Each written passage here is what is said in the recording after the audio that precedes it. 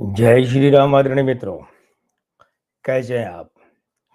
मैं लक्ष्मीपुत्र डॉक्टर कुमार गणेश जयपुर बीकानेर से प्रणाम। मित्रों, फ़िल्म देखते हैं,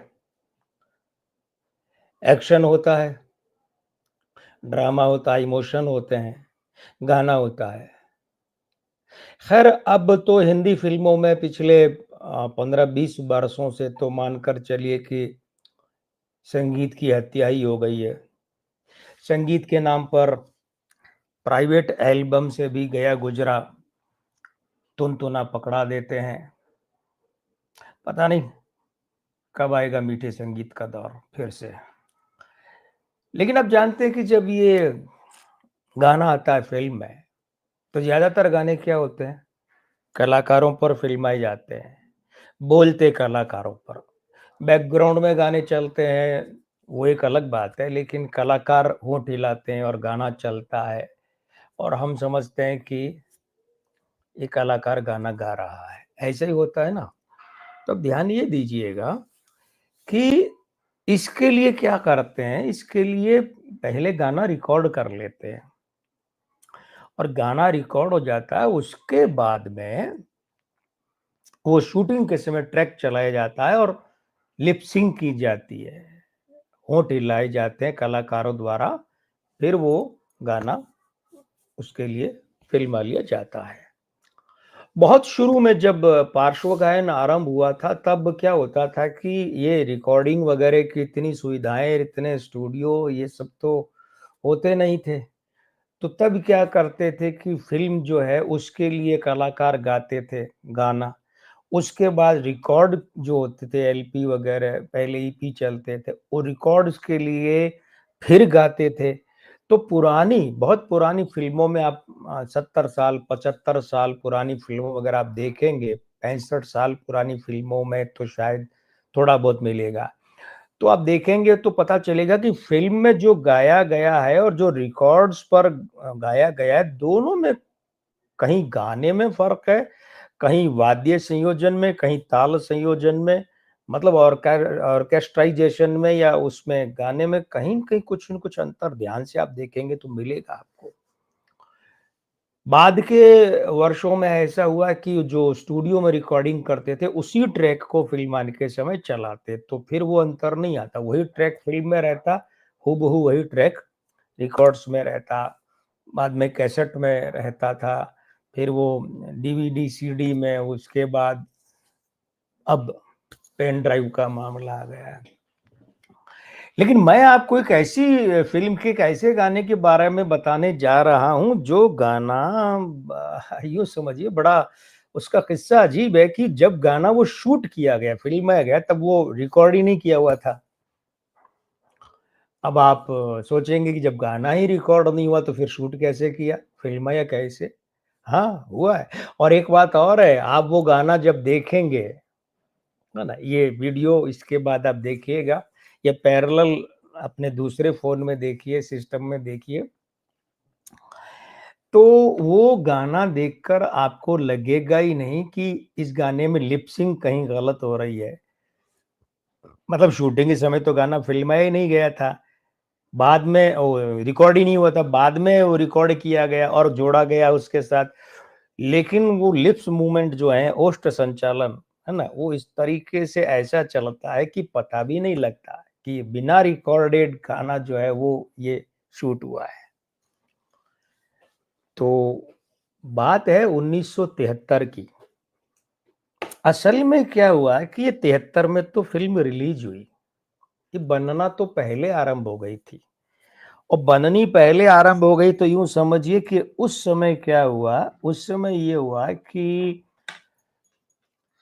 एक निर्माता हुआ करते थे विनोद दोषी। तो विनोद दोषी जो हैं उन्होंने अ, विजय आनंद, गोल्डी को लिया। गोल्डी से बात की, गोल्डी को लिया और गोल्डी से बोले कि यार देखो ऐसी फ़िल्म बनाते हैं, जो तुम्हारे जादू वाली हो। क्योंकि गोल्डी यानी विजय आनंद जो हैं ये राज कपूर और मनोज कुमार, राज खोसला, ये वो लोग हैं जो गाना फिल्माने में बड़े उस्ताद थे। और ये इस शानदार और जानदार ढंग से गाने फिल्माते थे कि वो, मैंने आपको एक वीडियो में बताया ना कि दिलीप कुमार तो कल्याण जी आनंद जी के म्यूजिक रूम में विजय आनंद को पटक कर छाती पे बैठ गए और मुक्का मारने के एक्शन में बोले, बताओ तुम ये गाने कैसे फिल्माते हो, आइडिया कहाँ से लाते हो। इतने मास्टरपीस थे, विशेषज्ञ थे गोल्डी यानी विजय आनंद। तो विनोद दोषी ने कहा, यार ये फिल्म तुम्हारे वाली होगी। तो उस वक्त मार्केट में क्या था, धर्मेंद्र की रोमांटिक इमेज थी, तो धर्मेंद्र को हीरो लिया गया और धर्मेंद्र और राखी की एक फिल्म आई थी, जो राखी की पहली हिंदी फिल्म है, जीवन मृत्यु। वो याद है आपको, झिलमिल सितारों का आंगन होगा, रिम झिम बरसता सावन होगा, रफी साहब और लता जी का डुएट याद है ना? वो फिल्म वो आ चुकी थी। तो राखी एक अच्छा नाम था, सुंदर थी। गोल्डी की नजर में राखी एक्टिंग करना जानती थी, तो राखी को हीरोइन लिया। अब चाहिए था विलेन, खलनायक। तो उस समय खलनायक के रूप में शत्रुघ्न सिन्हा नए नए सेट हो रहे थे। तो शत्रुघ्न सिन्हा की आवाज, उनका चेहरा मोहरा, वो सब कुछ ऐसे लग रहा था कि धर्मेंद्र के सामने एक विलेन खड़ा है। तो शत्रुघ्न सिन्हा को विलेन लिया गया और राजेंद्र कृष्ण इसमें गीतकार थे, और राजेंद्र कृष्ण के गीतों को संगीत देने के लिए साथ में थे कल्याण जी आनंद जी। कल्याण जी आनंद जी के साथ में गोल्डी जॉनी मेरा नाम फिल्म कर चुके थे, गुलशन राय वाली, देव आनंद, हेमा मालिनी, प्रेमनाथ, याद है ना आपको, ये वो वाली। तो फिल्म का सेटअप बना, फिल्म आगे बढ़ी। अब फिल्म में एक सिचुएशन थी, प्रेम गीत था। होता ये कि नायक नायिका को पत्र लिखता है, नायिका नायक को पत्र लिखती है, दोनों एक दूसरे को खत लिखते हैं। लेकिन वो खत क्या होते हैं कि उन खतों की उनकी जिंदगी में बहुत बड़ी भूमिका हो जाती है।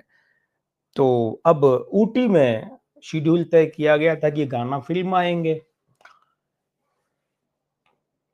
गाने के लिए ना तो धुन बन रही है और ना गाना लिखा जा रहा है, राजेंद्र कृष्ण भी कुछ नहीं कर पा रहे हैं और कल्याण जी आनंद जी भी कुछ नहीं कर पा रहे हैं। ऊटी में शूटिंग का दिन निकट आता जा रहा है। अब हुआ क्या, अब हुआ ये कि वो बैठे रहे कल्याण जी के यहाँ। अच्छा, गोल्डी ने कल्याण जी से कहा, कल्याण जी आनंद जी से कहा, गोल्डी ने ये कहा कि आनंद जी भाई, ये जो गाना है, इस गाने में चिट्ठियां गाएंगी गाना। तो चिट्ठियां गाएंगी, तो फिर आनंद जी बोले, गोल्डी यार ये कैसे हो सकता है कि चिट्ठियां गाना गाए। बोले नहीं आनंद जी भाई, चिट्ठियां गाना गाएंगी। तो चिट्ठियां गाना गाएंगी, अब ऐसा क्या गाना बनाया जाए, ऐसा क्या गाना लिखा जाए। तो गाना राजेंद्र कृष्ण को सूझ नहीं रहा था और किसी को कुछ समझ नहीं आ रहा था। सुबह बैठे, रात हो गई और क्या करें।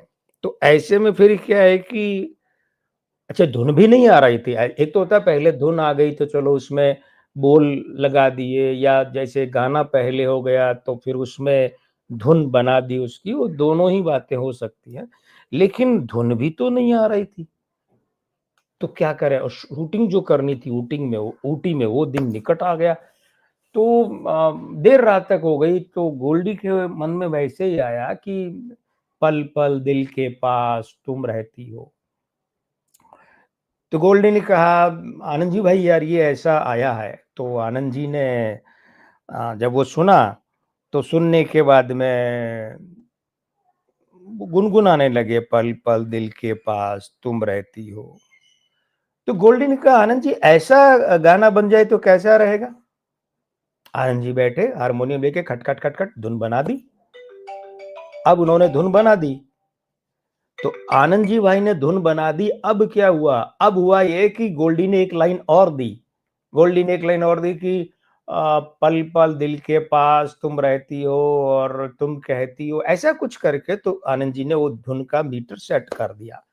और उसके बाद राजेंद्र कृष्ण जब आए, तो उन्होंने राजेंद्र कृष्ण से गोल्डी ने कहा कि देखिए भाई, मैं गीतकार नहीं, मैं लिखता नहीं, लेकिन मैं एक दुस्साहस किया है, 2 लाइनें लिखी हैं और उस पर आनंद जी भाई ने धुन बनाई है। अब आप देख लीजिए क्या करना है।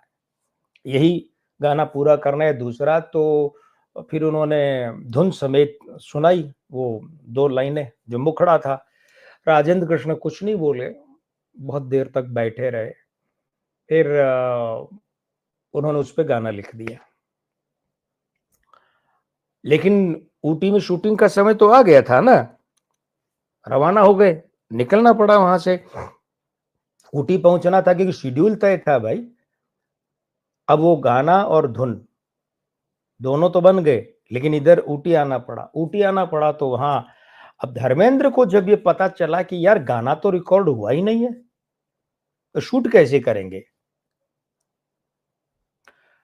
और धर्मेंद्र की नजर में गोल्डी की बहुत बड़ी इज्जत थी। गोल्डी गाइड, जॉनी मेरा नाम, बहुत बड़ा बड़ा काम किया था भाई। तेरे मेरे सपने, तो तेरे घर के सामने, ये सब गोल्डी का काम। तो गोल्डी ने, विजय आनंद ने धर्मेंद्र को समझाया कि देखिए ऐसा है कि ये ऐसे ऐसे मैं फ्रेमिंग करूंगा, मैं ऐसे ऐसे फिल्माऊंगा, और ये इस गाने की धुन है और ये इस गाने के बोल हैं, गाकर बताए। ट्रैक नहीं बना, रिकॉर्ड तो हुआ ही नहीं था ना, गाकर बताए। और आपको ऐसे लिपसिंग करनी है, फ्रेम छोटे छोटे रखे। एक तो क्या होता है, लंबा फ्रेम होता है ना, तो लंबे फ्रेम में फिर होता ये कि वो बिना रिकॉर्ड किया गाना तो सारा कुछ याद रखना, तो फ्रेम छोटे छोटे। आप ये गाना देखिए, इसमें शुरू में चिट्ठियां ही बोलती हैं।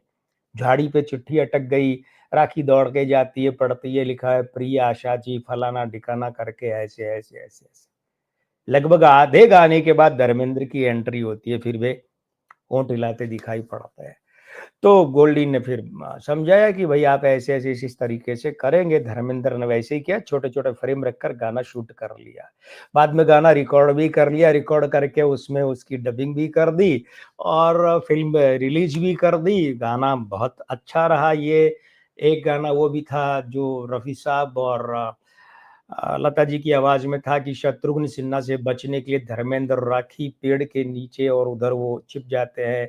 मिले मिले दो बदन, खिले खिले दो चमन, ये जिंदगी कुछ कम नहीं, कोई गम नहीं, ऐसे करके गाना था। लेकिन ये जो पल पल दिल के पास तुम रहती है गाना, किशोरदा की आवाज में बहुत चला, मगर अफसोस की फिल्म नहीं चली है। उसका एक कारण सबसे बड़ा क्या था? सबसे बड़ा कारण ये था कि ये फिल्म बनने में समय बहुत लगा, सबसे बड़ा कारण ये। और इसका भी कारण क्या है कि राखी इसी दरमियान गुलजार से शादी कर प्रेग्नेंट हो चुकी थी, तो राखी की गर्भावस्था के कारण से फिल्म लटकी। एक दूसरा क्या हुआ कि जो है धर्मेंद्र, ये बहुत व्यस्त हो गए इस फिल्म को साइन करने के बाद में, बहुत व्यस्त हो गए, तो उनकी व्यस्तता के कारण इस फिल्म की शूटिंग के लिए उतना समय मिला नहीं, उतनी डेट्स मिली नहीं धर्मेंद्र की।